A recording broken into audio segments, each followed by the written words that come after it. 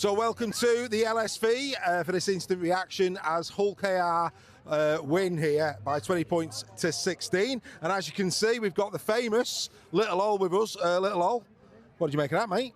I thought it was a tough game, but Leigh was very good in the second half and dominated us, but just edged it as we was the better team in the first half.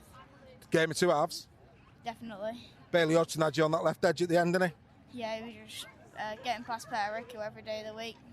His defence wasn't very good today. And Artemog now looks like he's out for the final. I think his shoulder's gone, so that opens the door for Jack Broadbent. Yeah, I think Jack Broadbent's been on good form recently, so it becomes what happens, but we can rely on him sometimes because he's been brilliant in the last few games, so we'll see what happens, but he has been brilliant. So you're chilled about it. Jack Broadbent in the final, you're happy with that, mate, yeah? Yeah, he did it last year, so I'm quite confident. Quite confident. Steph, as an Hull KR fan, my first question to you, how is Joe Burgess the man of the match? I'm not entirely sure. I think it must be for that tackle. That's all it can be. One, it wasn't the type of game for wingers. It was wet. It was all up the middle. Yeah, I don't know. What does a forward have to do to get a man of the match on Sky? I'm not entirely sure. Unbelievable. Right, let's go two halves. First half was KR.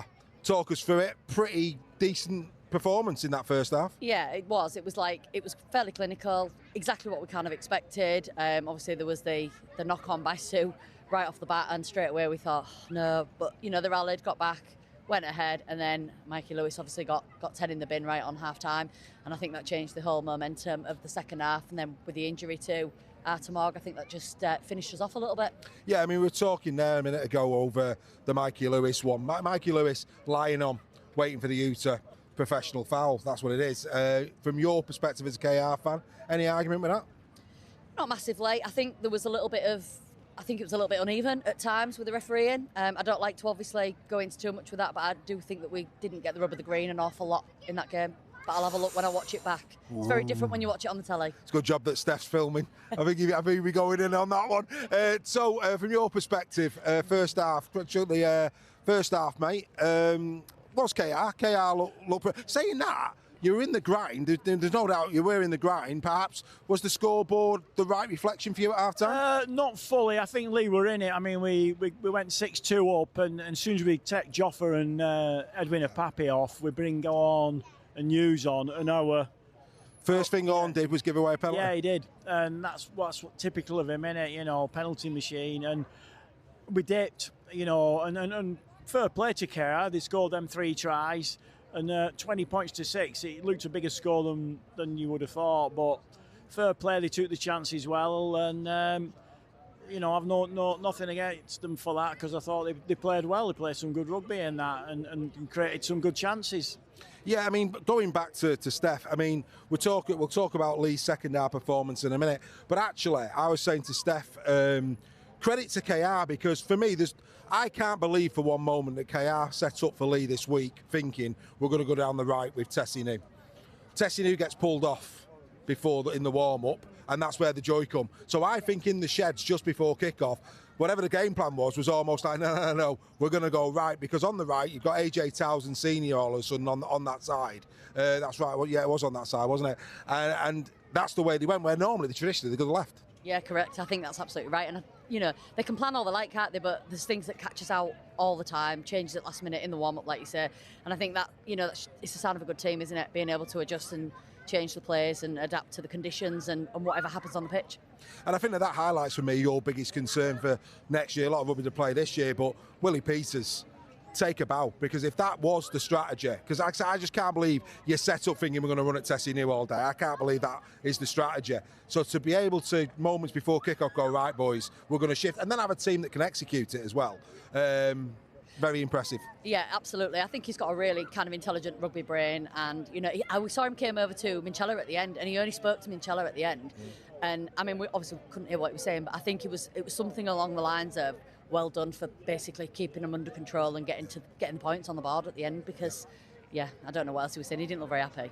Fair play. And so second half, coming back to you, I mean, I said to Steph, you need a try here to get the crowd back in it. That was my words to him. You need a try to get the crowd, because I remember here last year, this place was rocking because you got off to a really good start.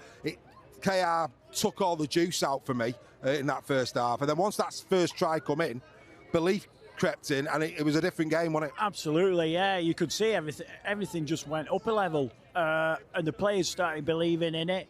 I mean, the conditions weren't great. They were a bit greasy and slipping, and people slipping. But once we got on our front foot, then it looked like we were in that. And how close we were at the end, though. I mean, Hull KR were hanging on a bit there at the end, and Leigh were just throwing that ball about. When you see Jack Hughes going for a try, you know you're on top. That's what I'd say on that. Yeah, it's a rare one for him, but I thought, fair play to Leigh. We didn't give up. We were trying everything. We threw the kitchen sink at Hull KR. And I say that last gasp defence though, how he got Lamb, just he looked in, didn't he? And Cook knocked on as he was looking like he was scoring, and.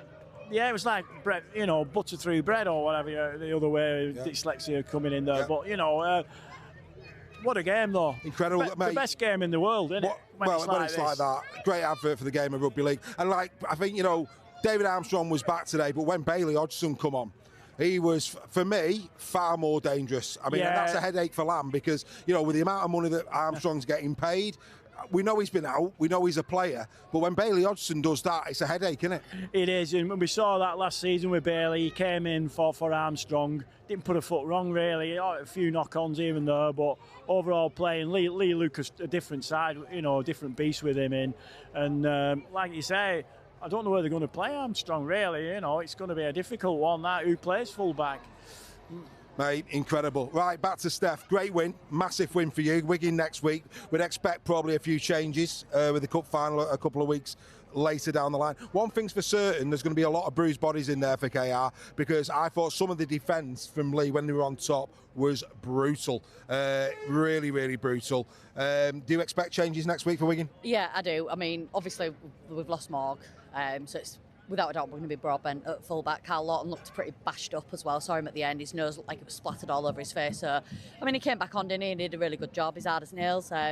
But, yeah, without a doubt, I think Pape played outstanding. He was very dangerous for Leigh. And I think looking it was in the first half when Leigh were coming towards us, actually, there was a gap in our defence that kept opening up just to the left of the sticks and we were being exploited there, and that's where two of the tries went in. So I certainly think that certainly needs to be looked at before next week. Fair play. I for one think that was a phenomenal advert for our game. Deserved to be on the main Sky channel for me. It was always going to be a good game. It proved to be exactly the case. Right, all. Joe Burgess, mate, man of the match, having a laugh. Get the mic, son. Get the mic. Who was your man of the match and why? Don't say Joe Burgess. I'd probably say Tyrone May. Really? You going Ty? Why is that, mate? Our player of the month for April? Ty? Yeah, I think he was just incredibly strong defensively. He saved Peter Hiku plenty of times when Bailey Hodgson broke through, so I just think defensively he was my man of the match. Defensively, not offensively. Interesting. So I'm not going to argue with the big fella, you know what I mean?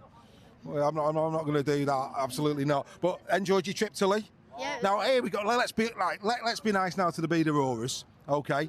Is that the greatest show that you saw before kickoff? One of. One of? Yeah. Is that not the best pre-game build-up in Super League? Probably. Probably. Are you gonna give him some flowers, mate? Yeah. It's the least you can do. You're going away with 2 points. Yeah? Good lad. Well done. Right. Well done, mate. Happy days. Right, Steph, I'm going to finish on you. If, it's a big if, especially where, it's a big if, a lot of rugby still to play. But at the end of the season, if you manage to keep hold of the League Leaders Shield, that could be the game that got it. Yeah, I mean, it's what champions do, isn't it? It's dig in, keep that defence, we don't give up. And it was scrambling defence over and over and over again. Leigh threw everything at us. Seasons gone by, that would have been open sesame for tries. And, we showed that we've come a real long way.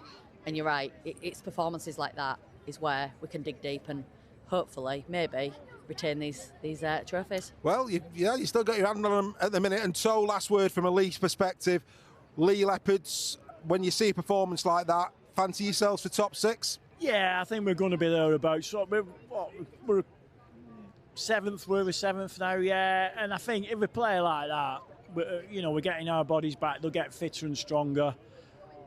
Yeah. We could just do with that pack just boosting a little bit, because when Joffa and Edwin come off and you got on and use, and Lewis Brogan, he ain't, you know, he's not like a Sam Luckley or anything like that. So you're going to get that. But I think we'll be thereabouts. But I just want to say good luck to Hull Kingston Rovers in the Wembley, and I'm looking forward to the final because I think it'll be a cracker. Oh yeah, the Challenge Cup final is going to be absolutely different gravy. Right, okay, Dars, come on, kid. So here she comes. Come here, kiddo. In you come. Last word for Dars. Get in there. Right, Dars, your expert opinion on the game. Go. It was really. Oh, great. It was really good. As a game, yeah. Yeah. Who cares if we win all? Don't let him distract you. You crack on. Who cares if we win all? Is really good. Last moments were absolutely insane. Insane. Yeah. Yeah. So, as at your very tender years, is that the greatest game on earth? Well, not the greatest game on earth. Why not?